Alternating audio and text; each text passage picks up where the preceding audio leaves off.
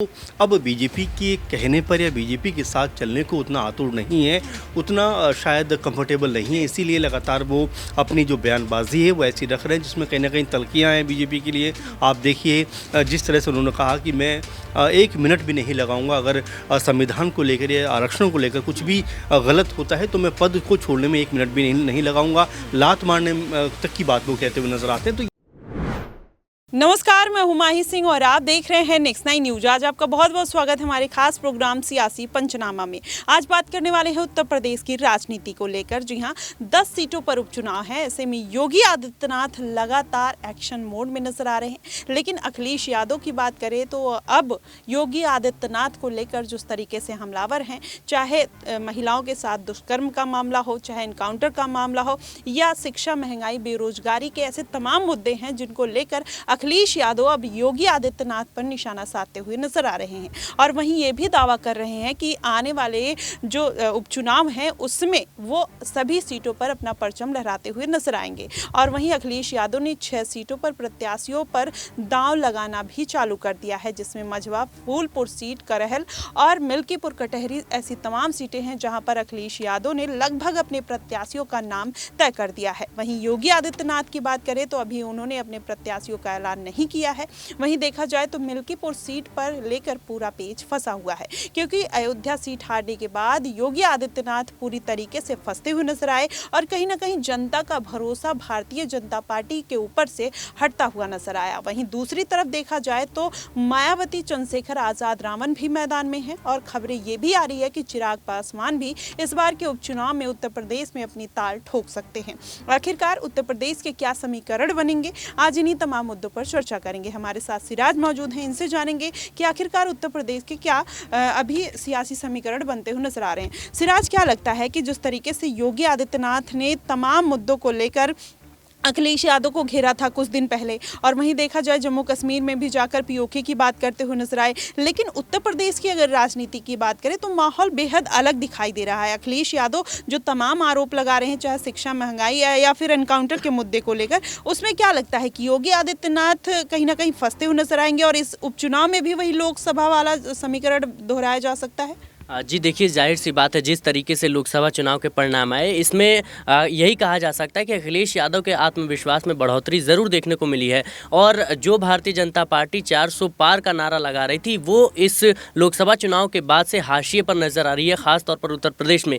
और देखा जाए तो योगी आदित्यनाथ की कुर्सी को लेकर लगातार भारतीय जनता पार्टी में ही अंतर्कलह की स्थिति बन रही है। और कहीं ना कहीं देखिए तो उपचुनाव है 10 सीटों पर, और जाहिर सी बात है ये भारतीय जनता पार्टी के लिए फाइनल है कि 2027 में वो जीतेगी या फिर नहीं जीतेगी। ये 10 विधानसभा सीट कहीं ना कहीं योगी आदित्यनाथ और भारतीय जनता पार्टी का उत्तर प्रदेश में भविष्य तय करने वाले हैं। और इसी को लेकर लगातार Bharatiya Janata party active mode में नजर है।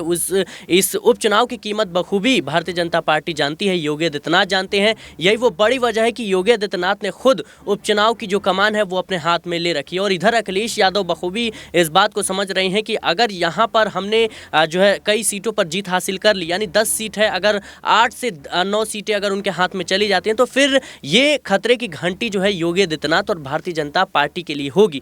तो देखिए, जद्दोजहद लगातार चल रही है और अयोध्या यानी फैजाबाद सीट पर भारतीय जनता पार्टी की हार जो हुई है, इसको भी भुला पाना भारतीय जनता पार्टी के लिए मुश्किल है। और इसी को लेकर लगातार सवाल उठ रहे हैं। जी बिल्कुल, लेकिन यहाँ पर सिराज एक सवाल ये भी है कि सुल्तानपुर, जहाँ पर ये पूरा मामला एनकाउंटर का हुआ, मंगेश यादव और अनुज प्रताप का, वहीं ये देखा जाए तो मिल्कीपुर जो क्षेत्र है वो कहीं ना कहीं सुल्तानपुर से सटा हुआ है, कटहरी से क्षेत्र जो है वो भी सटा हुआ है। तो क्या इसका इम्पैक्ट इस बार के उपचुनाव पर देखने को मिल सकता है? जी देखिए, जिस तरीके से योगी आदित्यनाथ के कुछ फैसले रहे हैं जो कहीं ना कहीं विवादों में ज़रूर हैं। हालांकि सुल्तानपुर लूटकांड का मामला जो है काफ़ी ज़्यादा चर्चित है, इसलिए भी क्योंकि देखा जाए तो वहाँ पर उस मामले में कई एनकाउंटर्स भी हुए और कहीं ना कहीं मंगेश यादव का एनकाउंटर हुआ, उसके बाद एक ठाकुर समुदाय से जो आरोपी थे उनका एनकाउंटर एनकाउंटर हुआ, तो कहीं ना कहीं देखा जाए तो योगी आदित्यनाथ के एनकाउंटर वाली जो पॉलिसी है इसको लेकर सवाल उठ रहे हैं कि क्या योगी आदित्यनाथ की जो सरकार है उसमें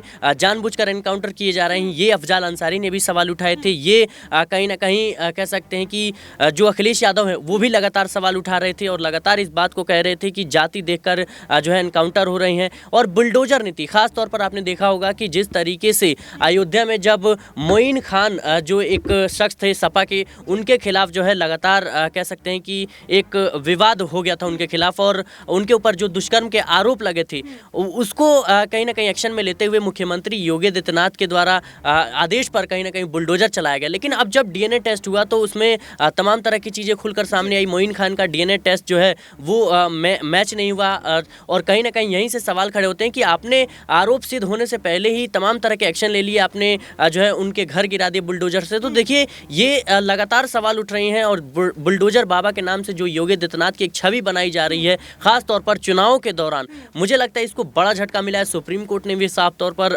कह सकते हैं बुलडोजर नीति के खिलाफ आवाज़ उठाई है। सुप्रीम कोर्ट ने खुले तौर पर मना किया है कि कहीं ना कहीं बुलडोजर की जो नीति है वो अपनाई नहीं जा सकती और किसी का घर महज इसलिए नहीं गिराया जा सकता क्योंकि वो किसी कह सकते हैं कि आरोप में संलिप्त है या किसी गुनाह में संलिप्त है। तो जाहिर सी बात है इसको लेकर सवाल उठ रहे हैं। लेकिन मुझे लगता है कि पहले योगी आदित्यनाथ को जो है इन तमाम मुद्दों पर वोट मिलते थे, लेकिन अब जिस तरीके से समाजवादी पार्टी ने तमाम तरह के उन पर आरोप लगाए हैं, मुझे लगता है इससे समाजवादी पार्टी की वापसी हो सकती है और समाजवादी पार्टी को अच्छा खासा कह सकते हैं कि प्रचंड बहुमत मिल सकता है। क्योंकि देखा जाए तो लोकसभा चुनाव के दौरान जिस तरीके से विपक्ष ने संविधान बदलने का जो नारा दिया कि भारतीय जनता पार्टी अगर 400 सीटें जीत जाती है तो संविधान बदल देगी, तो इससे कहीं ना कहीं बड़ा इम्पैक्ट पड़ा था लोकसभा चुनाव में और भारतीय जनता पार्टी को बड़ा झटका लगा था। और ये बात आप सिर्फ विपक्ष के नेताओं से नहीं बल्कि भारतीय जनता पार्टी के कई बड़े दिग्गज नेता हैं जो इस बात को बखूबी कहते हुए नजर आ रहे हैं कि जिस तरीके से विपक्ष ने जो है मैनिपुलेट किया और लोगों को भड़काया और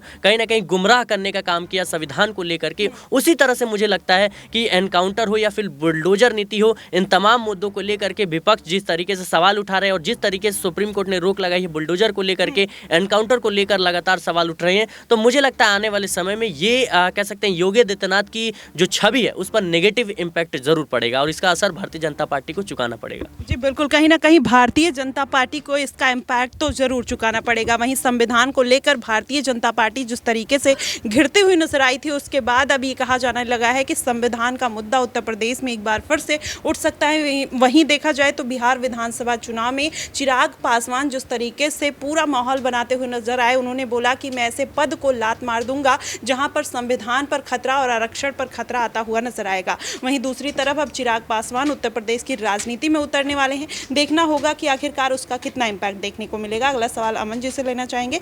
अमन जी, क्या लगता है कि उत्तर प्रदेश में चिराग पासवान अगर एंट्री करते हैं तो योगी आदित्यनाथ के लिए कितनी बड़ी परेशानी खड़ी करेंगे? क्या यहाँ पर किसी और पार्टी के साथ गठबंधन करते हुए नजर आ सकते हैं या फिर अकेले ही चुनावी ताल ठोकेंगे? देखिए, चिराग पासवान के बारे में पहली बात तो ये है कि जिस तरह का उनका रुख दिखाई पड़ता है वो अपने आप में ये बताता है कि वो अब बीजेपी के कहने पर या बीजेपी के साथ चलने को उतना आतुर नहीं है, उतना शायद कंफर्टेबल नहीं है। इसीलिए लगातार वो अपनी जो बयानबाजी है वो ऐसी रख रहे हैं जिसमें कहीं ना कहीं तलखियाँ हैं बीजेपी के लिए।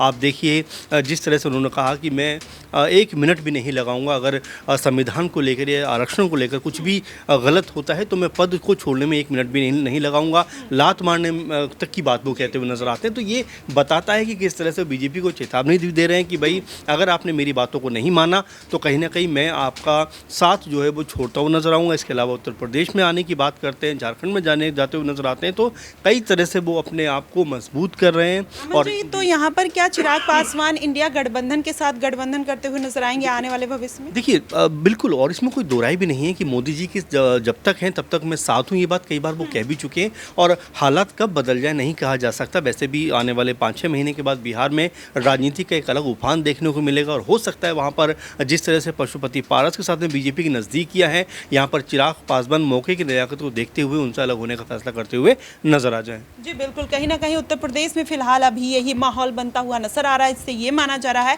कि योगी आदित्यनाथ जिस तरीके से चारों तरफ से फंसते हुए नजर आए, चाहे कांवड़ के मुद्दे पर ले लिया जाए या फिर सुल्तानपुर एनकाउंटर का मुद्दा कहीं ना कहीं उनके पक्ष में जाता हुआ नहीं नजर आ रहा है। वहीं अखिलेश यादव जिस तरीके से अपने प्रत्याशियों को चुन चुनकर मैदान में उतार रहे हैं, उससे माना जा रहा है कि उत्तर प्रदेश के इस बार के जो उपचुनाव हैं उसमें बड़ा खेला होता हुआ नजर आ सकता है। वहीं अगर चिराग पासवान उसमें कुछ गड़बड़ी करते हैं तो जाहिर तौर पर भारतीय जनता पार्टी की मुश्किलें बढ़ सकती हैं। वहीं बिहार में उन्होंने एक बिगुल भारतीय जनता पार्टी के खिलाफ फूंक दिया है। देखना ये होगा कि उत्तर प्रदेश में आकर वो किस तरीके से सियासी खेल बिगाड़ सकते हैं। फिलहाल इन सब मुद्दों को लेकर आपका क्या कुछ कहना है, आप हमें कमेंट बॉक्स में जरूर बताइएगा। फिलहाल के लिए बस इतना ही। देश और दुनिया की तमाम खबरों के लिए हमारे साथ बने रहिएगा नेक्स्ट 9 न्यूज पर।